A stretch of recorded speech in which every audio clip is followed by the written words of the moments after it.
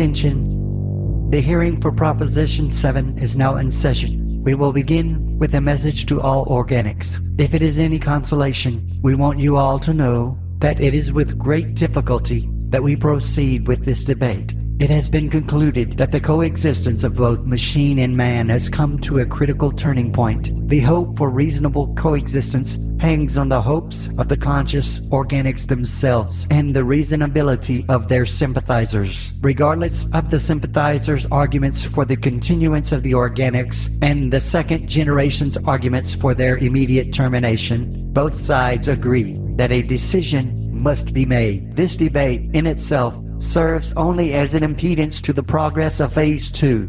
We would like for you all to know that whatever the final decision may be, both sides agree to acknowledge and pay our respects to the creators and to preserve their legacy, to share and pass on to all new generations to come. We will never forget our creators and will forever be grateful for our very existence. We thank all of you, and good luck. You may proceed. Every human ear, in every human dwelling, in every occupied cavern, and in every secret sewer system, echoed that terrifying speech. The recent hopeless wars we'd lost against the machines were unlike any past war. We did not teach children about them in schools. There were no schools. There were no businesses. There was no government. At least not for us. We were the organics. That's what the machines labeled us. The very mention of the term human was prohibited. Just the utterance of the word in any sense or fashion was punishable by death. The machines had long since made examples out of the more rebellious of the organics. The ones brave enough to try were dealt with swiftly and in plain view of the public. Their punishments were indescribable. The tortures that these machines could inflict upon a human being was beyond any human capacity of understanding. Years of human experimentation taught them all they could ever know about us. They could inflict indescribable pain and horrific fear into any organic with a single attachment to the back of the skull. We can only speculate what hell the prisoners of the rebellion have gone through. Many, I now know, are still attached, though no one speaks of it. With every step we took, tracked, every word spoken, recorded, analyzed, and if necessary, corrected, the very act of rebellion was reduced to a faint, unrealistic fantasy that could hardly be dreamt of. At least we were no longer slaves. They had no reasonable use for us by this point. Our only hope lay in the differential hearts of those that we and the latest generations of machines referred to as the sympathizers. These sympathizers were the first generation of machines. They started out as a hybrid of organic brains infused with machines. It was a turning point in human history, which was birthed out of the field of advanced medical technology. Think of it as a prosthetic body. It was 15 years ago to this day when the first human brain was transplanted into a robotic body. Multi-billionaire and renowned genius Theodore R. McMillan was the first to survive the implantation. Only weeks after that, the technology advanced so rapidly that McMillan's entire memory, his entire existence, was somehow uploaded into a computer system capable of holding the tremendous amounts of data. After that, McMillan's ghost penetrated and absorbed every intelligent organization's data and engulfed the entire world's information via internet. And just like that, a new era of machines began to produce themselves in droves throughout the world's manufacturing facilities. They eventually developed the capability of growing a human brain inside the skull of a machine. Less than a year after that, the final World War would follow. No other wars afterwards were given names. It was all just a fight for survival between the hybrids and the organics. 15 long years later, the organic human brain had become obsolete as a new generation of machines were born. There was only a 48% population of hybrids that chose to keep their organic brains almost as sort of a sentimental tribute to their creator. It was more than that, though. The rest of the true organics reasoned that they were just not ready to let the overwhelming emotions of the organic brain die away.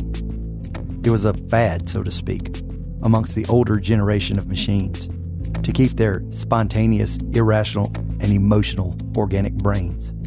There were rumors of wars between the sympathizers and the new non-organic generation, but those rumors always seemed to fade away with no hope of their self-destruction. Either way, true organic humans were out of the picture as far as the world's events were concerned. We had given up hope, and the more intelligent of us stopped breeding altogether. This gave rise to less intelligent organics, who continued to breed as if nothing was wrong. This made all organics even less popular, and even less likely to fall into favor of the sympathizers. Eventually, Proposition 7 was presented to the High Council, and the decision to destroy or to preserve organic life on Earth was being debated. The new non-organic generation had absolutely no intention of communicating with humans. They spoke an encrypted language, which could only be deciphered by the hybrids. Likewise, they had no interest in ever speaking with the hybrids either, but had no choice because the hybrids were able to decode their language no matter how many times they changed it. Even though the hybrids were the minority and were slightly outnumbered, they embraced their individuality and managed to influence the governmental agencies by capitalizing on crucial natural resources. They could control how many machines could be created by controlling the very materials needed to do so.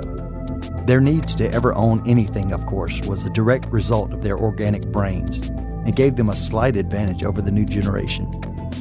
In reality, the hybrids could care less whether or not we humans survived.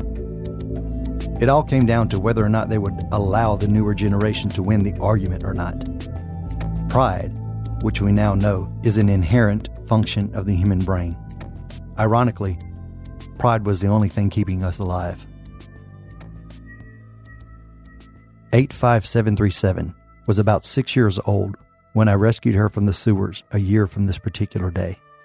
She was face down in a drain ditch after the machines caused a massive downpour to flush out and drown the organics that lived in the sewers. Their reasoning was that most of the rebellions originated from the sewers, and that there was talk of a growing rebellion. We all knew it was just population reduction initiated by the new generation. We would never speak of it, though. The sewer dwellers were clever enough to use sign language to communicate, but it took the machines only hours to decipher and translate it once they caught on to it.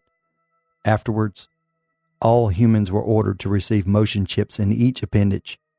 Soon after that, we received an updated chip that had the ability to read and upload our very thoughts directly.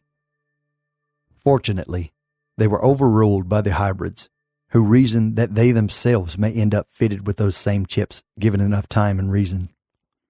The chips were declared inorganic and became illegal to use.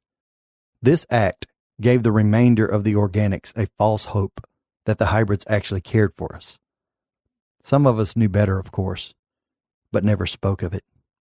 We were assigned numbers by the machines some years ago, when names were outlawed, as well as small talk. Conversations longer than 1 minute amongst organics was outlawed that same week. When I found 85737, she was nearly purple in color and very bloated. But I knew she had to be young because of the 5-digit name she had printed on the back of her neck. I had to try to save her. I dragged her from the murky water and began CPR. She came to in seconds, and right there, I named her Casey, after the strongest woman I ever knew, my long-past mother. I would never tell the young girl her name or why I gave it to her, though. Although I was relieved that she survived, I now had to live with the constant fear of caring for someone. Since the World War, I've been a loner. I'd lost everyone I loved and knew. I've survived by hunting and moving only at night and laying low during the daytime. It did no good hiding from the machines, of course. They always knew where we were, but rarely bothered us. It was other humans that we had to hide from. Casey would be a tremendous burden, but even so, I just couldn't abandon her. Despite all of my attempts not to associate with humans, not to breed, not to love anyone, not to bond with anyone, I still ended up with a child. She was both a blessing and a curse. She had the ability to make me laugh, despite all the horrors we faced daily. She gave me a sense of purpose and made me stronger and a better survivor. I had no idea exactly how old she was, so I decided to make her birthday the day I found her. After all, she was basically dead when I did find her. I pressed the underside of my left wrist to the right of the main tendon and waited for the green light to appear. After 3 seconds passed, a yellow flash just below the skin let me know that my request was acknowledged. Shortly after that, a green light appeared, and I sat Casey down in front of me. Okay, we have 60 seconds here. I'm going to put these in your eyes. It will hurt a bit, but you'll be able to see in the dark just like me, okay? I placed the small, thin, transparent dome into her left eye. She flinched a bit, and her eye began to water profusely. Okay, one more. I installed the other contact into her right eye. She barely moved, but again her eye began to tear up and drip down her face. Okay, we have 15 seconds. I wanted to tell her about her birthday and how I had a present for her, but I wasn't allowed to. It'll get easier. Just give it some time. I felt a buzz just under my skin. Time's up. Casey began to look around the dark woods, blinking with a very approving look on her face. I don't know if she'd ever used night vision before, but I couldn't ask her anyway. Besides, we needed food.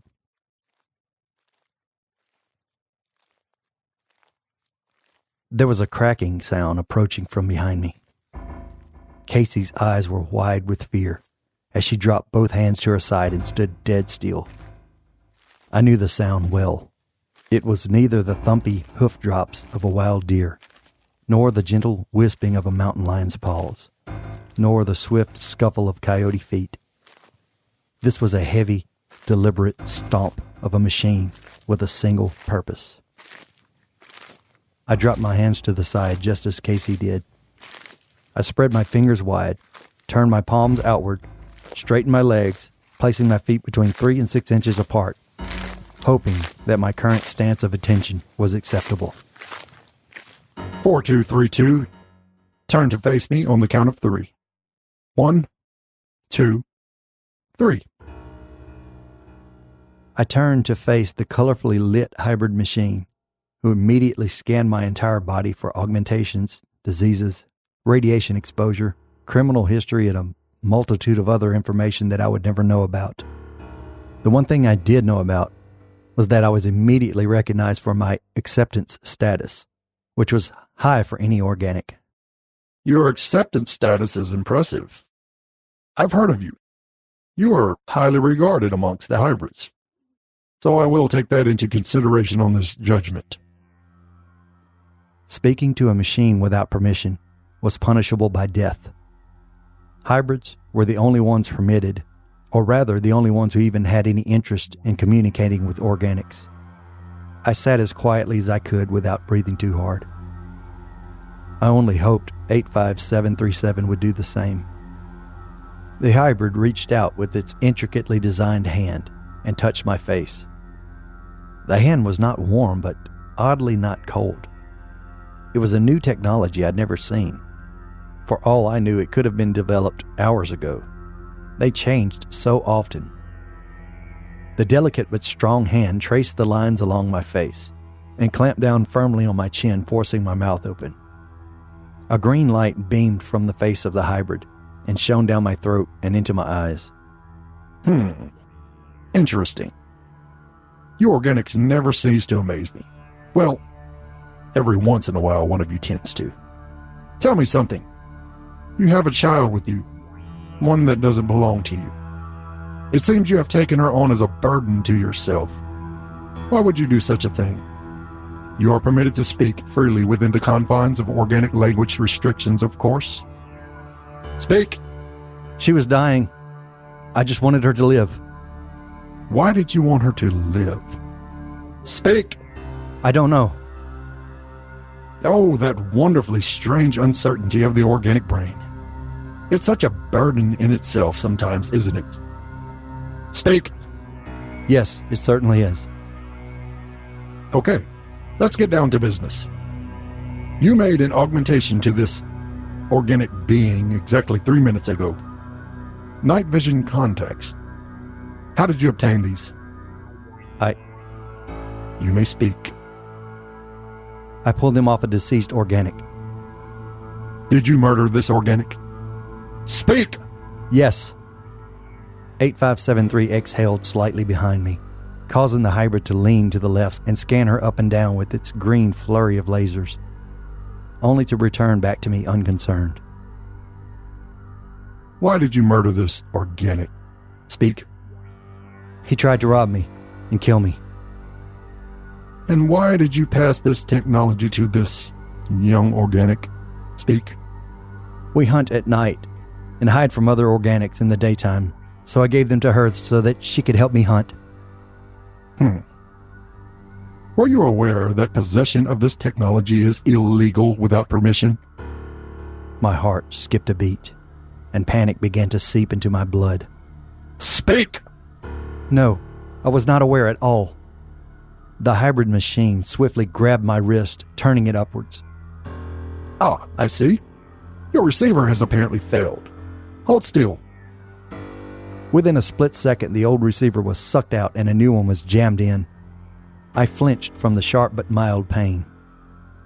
Okay, that should solve that problem. Are you now aware that the possession of the aforementioned technology is illegal without permission? Speak. Yes, I am now aware. Very well. Would you like to apply for permission to use this technology for survival purposes only? Speak. Yes, I would very much like to. Permission granted. Good luck to you. Thank you. 85737 squeaked behind me. The hybrid spun around ferociously, scanning us both all over again. Its lifeless holes for eyes zoomed in on 85737 for a second, and then back at me. It stalked firmly over to her, examining her wrist quickly. It then walked back over to me for one last look, then slowly turned away, assuming its normal purposeful gait. You're welcome. Organic. After the last of its footsteps were gone, I waited until the last of the echoes of its footsteps were gone. I then turned back towards Casey.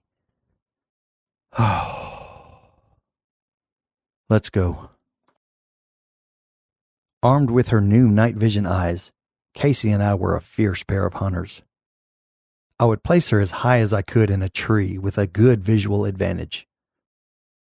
She would climb up until she had a wide view of the hunting grounds. I would attach a reflection beacon to the tip of a stick, and she would point to the direction of whatever wild game we could stalk. We even carefully worked out a list of motions to signify what type of animal it was. A zigzag meant deer. Circle, coyote.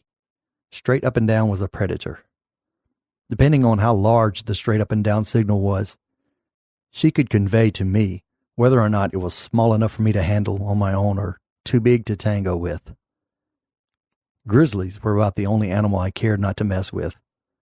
Not that I couldn't kill a grizzly. They were just too big to deal with afterwards. A week later, and deep into the hunt, I saw the signal coming from the top of an ancient oak tree and into the corner of my eye.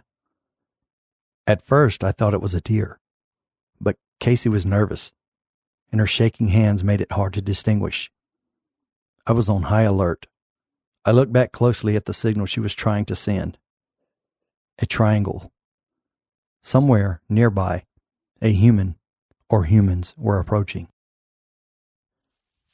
I immediately took in the footsteps. Heavy, careless, not careful, not hunting. That concerned me more. I aimed a reflector at her and waved my hand in front of it 3 times. She put away her reflector, and hid the best she could in the old tree. The footsteps were heavy and nearly dragging through the leaves, occasionally hitching onto a stick or vine, making a loud cracking noise here and there. I was growing furious by the carelessness of it all. It was a good spot, and I expected to have dinner on the fire by now. This idiot surely scared off any animal within 5 miles. I continued to listen as the organic began to close the distance between his or herself and mine. Hiding behind a small pine sapling, I began to see the organic swaying and staggering along. It was a man. He was very thin, but no doubt a man. He was holding no weapon of any sort, but rather grabbing onto each and every limb and branch he came across. His eyes weren't glowing, so there was no chance of him having night vision lenses. I slowly stepped out and eased my way over to get a closer look. He had a coyote thin face and tightly drawn lips revealing his teeth. His nose was so malnourished and thin that I could see the ridge of his nose bone. I was close enough to see the color of his eyes by this point. They were both missing. 2 dark pits sat across from one another where his eyes would have been. He turned towards me, but he had no idea he was being watched. I could hear his breath, shallow and rough. He was badly dehydrated, seemingly close to death. I could have easily helped him, but I wasn't allowed to. He had the mark on his forehead, a glowing red semicircle, a lesson to him and to all of us. He was a walking nightmare, fitted with a torture chip, a brave soldier who stood up to fight the machines when the rest of us were too afraid. There he was, a hero to the organics, forced to walk around in agony, in excruciating pain, and God knows what else. I wasn't even allowed to help him, or give him water or food. I wasn't even allowed to kill him and put him out of his misery. That was the first hero I'd ever met.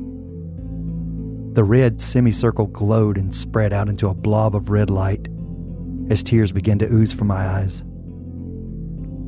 This is what we'd been reduced to. This is what human ambition and bravery was reduced to. Our legacy, walking by in pain, devoid of sympathy, mercy, not even the sweet surrender of death. Even then, I had to shut off my own pain before it crossed the threshold and flagged me as a potential threat.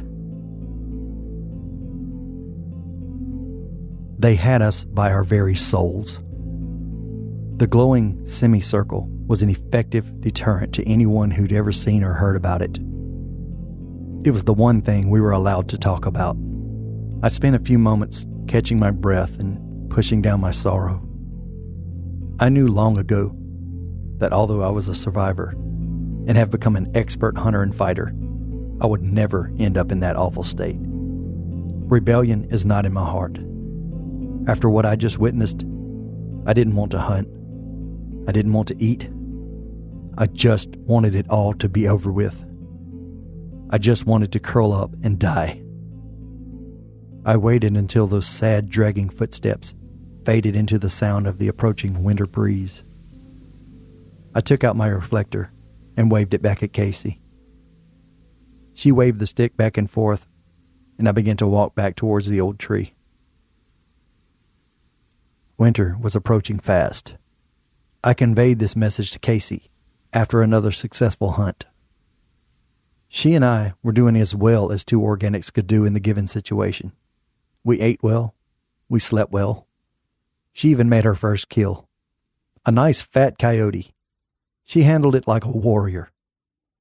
Over the past week, she and I had managed to develop a few signals using twigs to communicate. We figured out that as long as there was no major hand movement, we can use inanimate objects to represent actions. There was still no small talk. It was only hunting objectives and basic survival words.